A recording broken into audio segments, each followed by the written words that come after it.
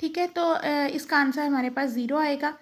और हमारी इंटीग्रेशन जो अब ज़ाहिर है इसको हम सिर्फ हमारे पास जो इंटीग्रल बच जाएगा वो यही होगा। ठीक है, इसकी हम इंटीग्रेशन लेंगे तो हमारे पास ये आ जाएगा, और इसमें जब लिमिट्स पुट करके हमारे पास ये आ जाएगी value 2k is equal to 1, और हम इससे हमारे पास k की वैल्यू फाइंड आउट हो गई। ठीक है, अब नेक्स्ट जो इसका एक और पार्ट जो अब हम करेंगे वो इसका पार्ट हम लोगों ने फाइंड करना है कि अब जो फंक्शन हमारे पास बेसिकली बनेगा, अब वो फंक्शन ये बन गया, k की वैल्यू हमने पुट कर दी और ये फंक्शन अब इस तरह से बन गया।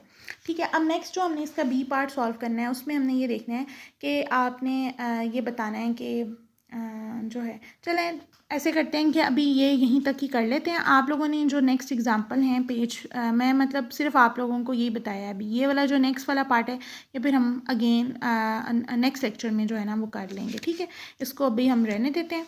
मैं आप लोगों को जो है वो बुक से जो है वो पेज नंबर बता देती हूँ। अच्छा, बुक का ये पेज नंबर जो है वो 76 है और इस पे ये एग्जांपल 9 है। ठीक है, जिस तरह से मैंने आप लोगों को ये वाली एग्जांपल की है सेम इसी तरह से ये है कि x जो है वो प्रोबेबिलिटी डेंसिटी है, मतलब उसकी जो प्रोबेबिलिटी डेंसिटी मतलब ये जो है ये आपका प्रोबेबिलिटी डेंसिटी फंक्शन है। ठीक है, तो अगेन वही बात है कि जो है ये ग्रेटर दैन इक्वल टू 0 होगा तो k की वैल्यू आपको पता है कि यहाँ पे ग्रेटर दैन 0 ही आएगी। ठीक है, क्योंकि एक्सपोनेंट हमेशा आपको ग्रेटर दैन 0 वैल्यू देता है। अच्छा, तो यहाँ पे आपने अब ज़ाहिर इस केक की वैल्यू को फाइंड आउट करना है और नेक्स्ट फिर आपने ये जो है इसको सॉल्व करना है 0.5 और x less than equal to 1। ठीक है, तो अब हम इसमें इसका जो सोल्यूशन है अगर हम उसको देखें तो सोल्यूशन में हमारे पास ये आता है कि देखें हमने सबसे पहले जो है वो वही बात अगेन के माइनस इन्फिनिटी टू इन्फिनिटी जो है आपकी एफ ऑफ एक्स की वैल्यू 1 के इक्वल आएगी। ठीक है, आपने उसको इक्वल टू 1 लिख लिया जैसे मैंने आपको एग्जांपल में सॉल्व करके दिया है।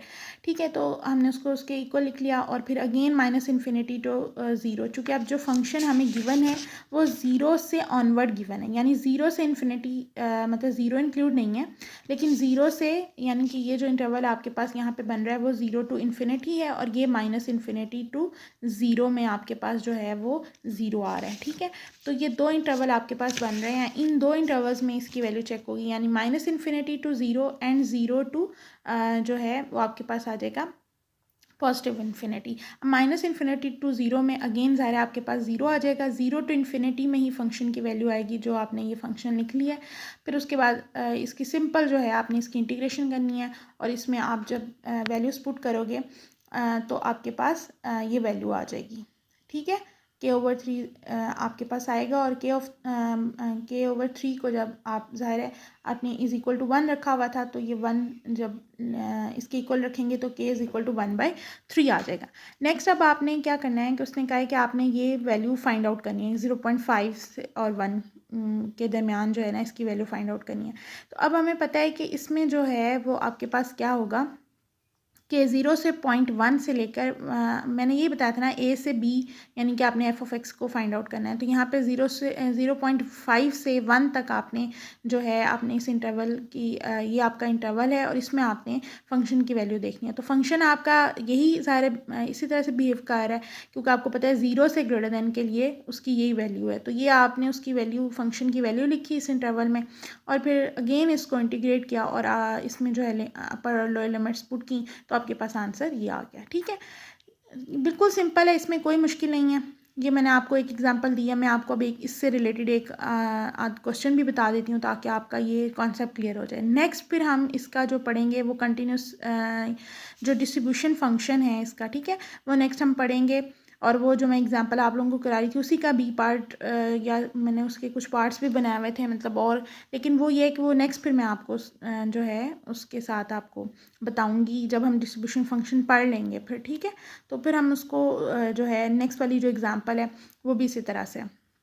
तो आज के लिए फ़िलहाल इतना काफ़ी है। जो पहले वाली जो चीज़ें हैं वो सिर्फ इसका कॉन्सेप्ट है कि हमें डेंसिटी से हम कैसे हम डिस्क्रीट से कैसे कंटिन्यूस की तरफ आए हैं। ठीक है, अदरवाइज़ जो मेन इसका आज का जो लेक्चर का मेन आपको प्रिपेयर करना है वो तो सिर्फ यही है कि जो हमने ये पेज नंबर 76 पे ये कुछ डेफिनेशंस पढ़ी हैं। ठीक है, और ये 77 पे मैंने आपको एक एग्जांपल करके दिखाई है और ये एक एग्जांपल मैंने आप लोगों को खुद सॉल्व करके दी है।